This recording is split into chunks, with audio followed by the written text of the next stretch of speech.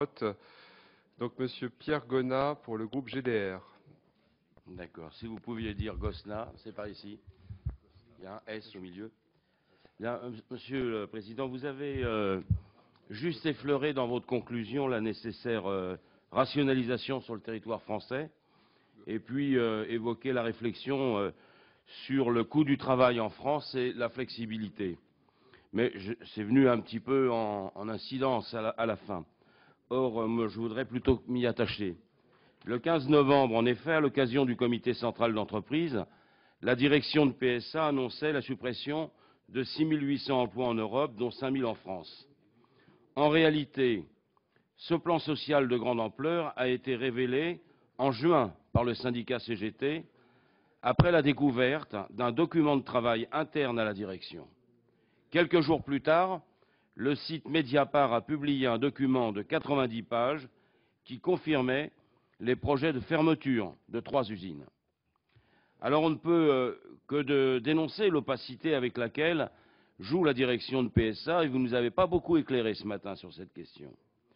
Et on peut s'interroger, mes chers collègues, aujourd'hui, si nous n'avions pas eu ces documents, est-ce que M. Varin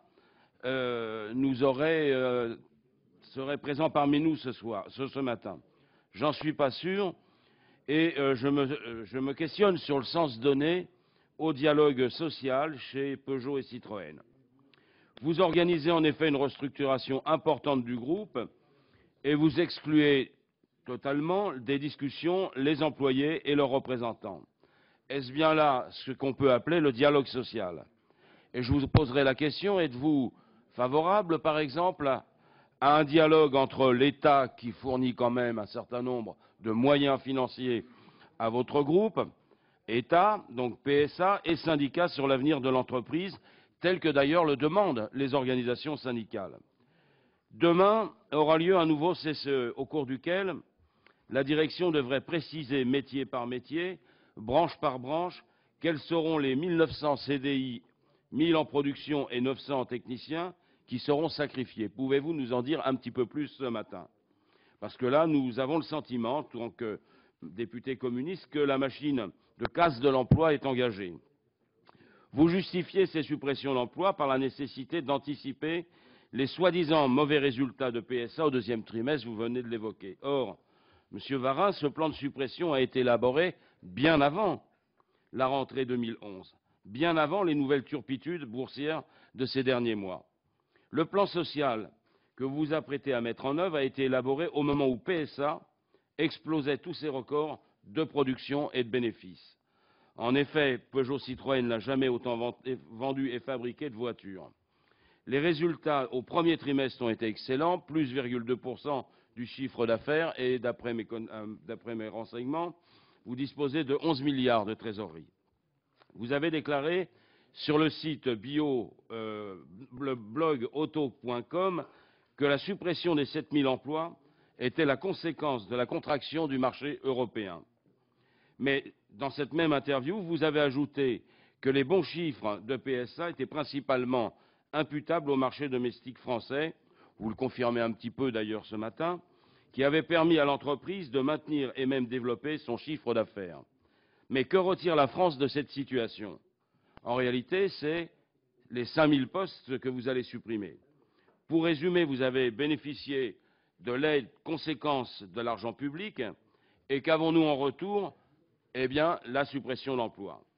Dans votre argumentaire, vous ne cessez de mettre en avant un hypothétique second trimestre catastrophique qui aurait englouti des millions gagnés en début d'année.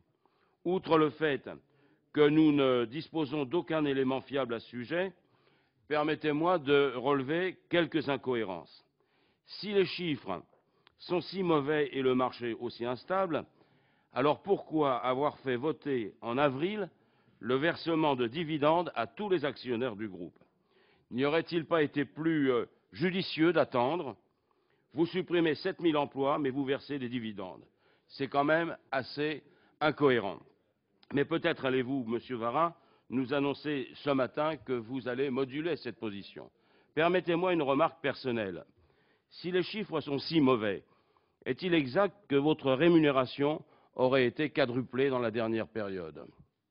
On dit que vous percevez 260 années de SMIG, et même que vous êtes l'homme qui gagne 9 000 € par jour, samedi et dimanche inclus. Alors, je ne doute pas de votre force de travail, comme dirait un certain Karl Marx, mais peut-être allez-vous nous annoncer ce matin que vous renoncerez à ce niveau de rémunération. Non, Très bien, merci beaucoup, Karl cher... Marx, c'est pas un gros mot, chers collègues. Merci beaucoup, chers collègues. J'ai La pas parole... terminé. Ben Non, oui, non, mais le temps de parole Ah non, est attendez, épuisé. tout à l'heure, j'ai regardé tout à l'heure, il y en a qui ont terminé écoutez, je vous demande à 5 vraiment... minutes 40, près de 6 minutes. Alors, je vous laisse en prie. une minute de plus. Non, non, mais soyez juste. Hein. Bon, alors, nous Au serons final, juste Monsieur Varin, une minute rien de ne plus. justifie votre politique. Pour conclure, je souhaite aborder plus précisément la question de l'avenir de l'usine d'Aulnay. Lors de votre rencontre avec Nicolas Sarkozy, vous avez déclaré que le groupe n'examinerait aucun projet de fermeture du site en France. Or, ce n'est pas ce que révèlent les documents publiés par Mediapart. À PSA Aulnay, ce serait 3 000 CDI et 1 000 intérimaires qui seraient menacés. L'usine fabrique le sol C3 et les plans de production pour les autres usines du groupe s'étendent jusqu'à 2020. Celui d'Aulnay n'est établi que jusqu'à 2014. Qu'en serait-il après? Voilà, donc je termine là-dessus. J'aimerais bien que nous ayons une réponse précise sur cette question. Monsieur le Président, Monsieur Gosselin, d'avoir... Franchement, je vous demande à chaque fois de respecter l'ordre et les temps de parole. Ça a été respecté, et vous avez demandé une minute de plus, vous l'avez obtenu. Oui, vous devriez me dire merci plutôt que...